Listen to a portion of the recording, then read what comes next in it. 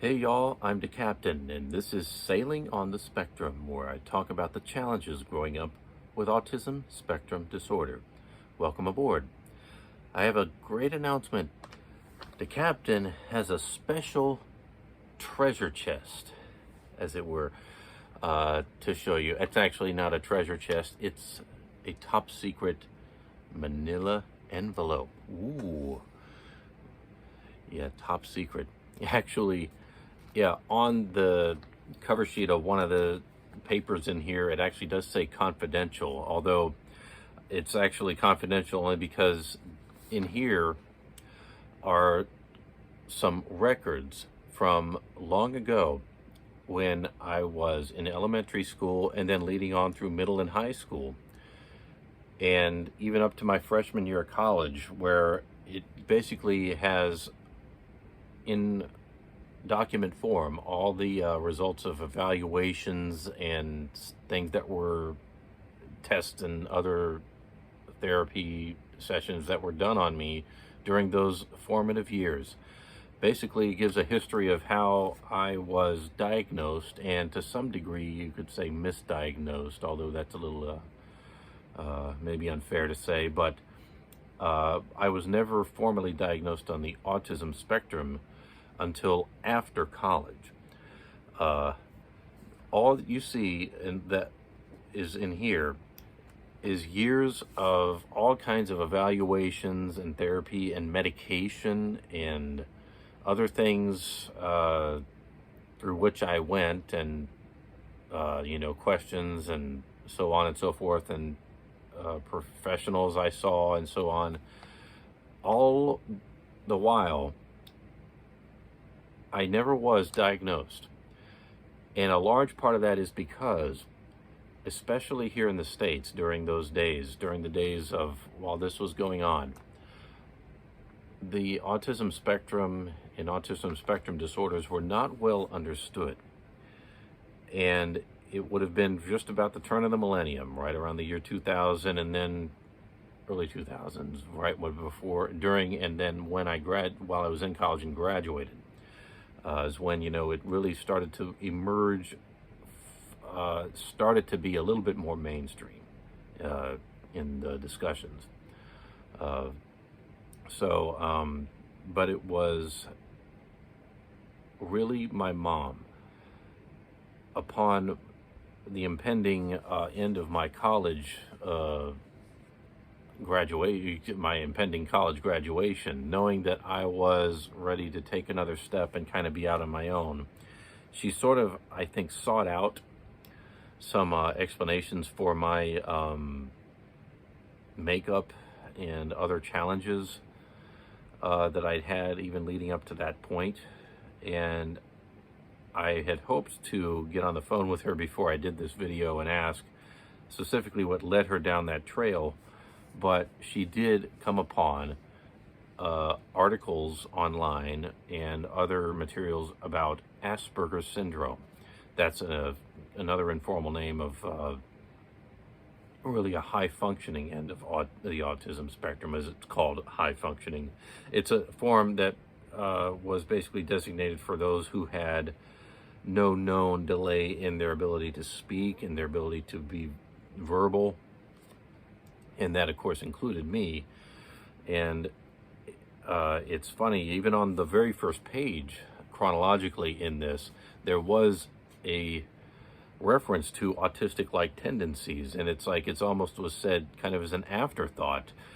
Nobody really, even the psychologist who conducted that first evaluation when I was in elementary school, probably would not have immediately leapt to that or not even leapt, or even sought that out as a conclusion in my case, that I would have been on the autism spectrum, because it wasn't viewed as such. Autistics were considered to be those who were very drawn in, almost maybe by the common layperson, to be perceived as being mentally handicapped. Of course, that's not a correct assessment at all of those on the spectrum. Nevertheless, if you were autistic, you were considered drawn in completely and nonverbal, and that certainly didn't really apply to me. I had the tendency to become that way, and see more specifics about that in here. Things that really literally leap off the page at you, it seems. When it comes to assessing a case study of a child on the autism spectrum, you definitely will see those things emerge.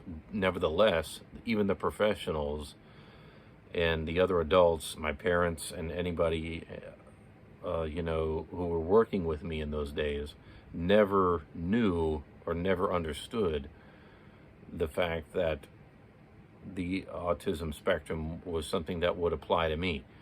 And so, basically, I just want to share this with you in a series of upcoming episodes that I'm going to informally call my Odyssey.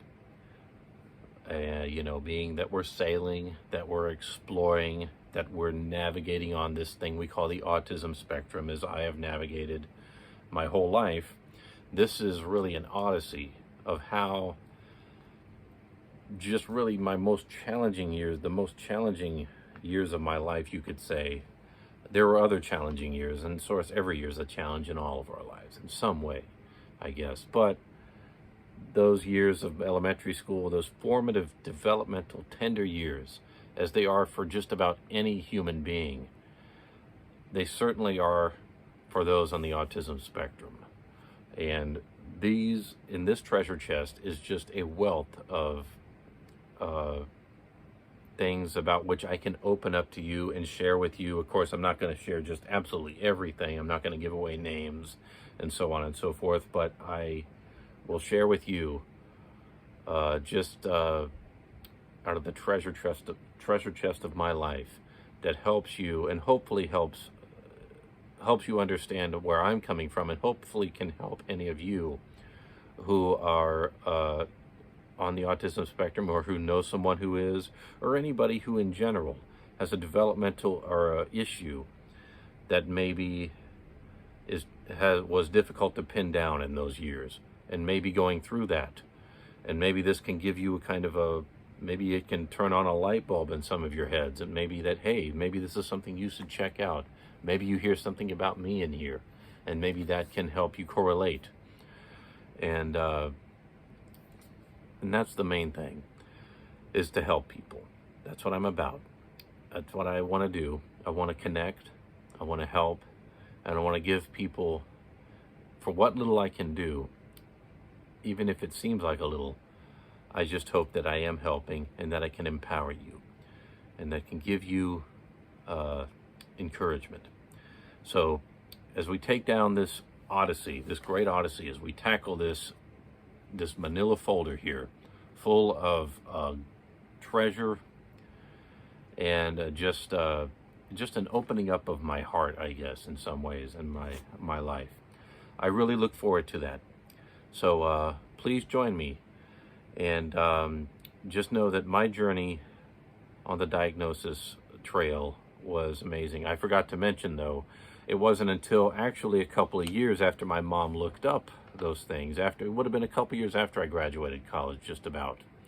I would have been 26, and that's when I formally was diagnosed for the first time. It was actually then that my mom actually went to the school district where I had gone and got this stuff released to me.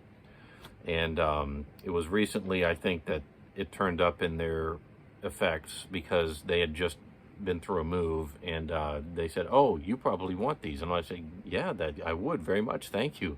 I'm just glad they had them, but they're mine now, and they're staying with me." And so yeah, ever since I was 26 years old is when I've been officially diagnosed. Of course, we all know that autism or autism spectrum disorder is something that you have, that's part of you, and it's nothing to be ashamed of at all. In fact, it's a lot to be proud of. This is still Autism Awareness Month, in case you wonder, or actually even better named Autism Acceptance Month. That is a better and a name for it, although I don't care which term you use, as long as you know what it's all about. It's about embracing and believing and knowing that you're good enough, no matter who you are, and no matter where you fit on the spectrum, even if you're not on the autism spectrum. That's what it's about. All right, this is the captain, and I'll see you on our next voyage. Stay tuned.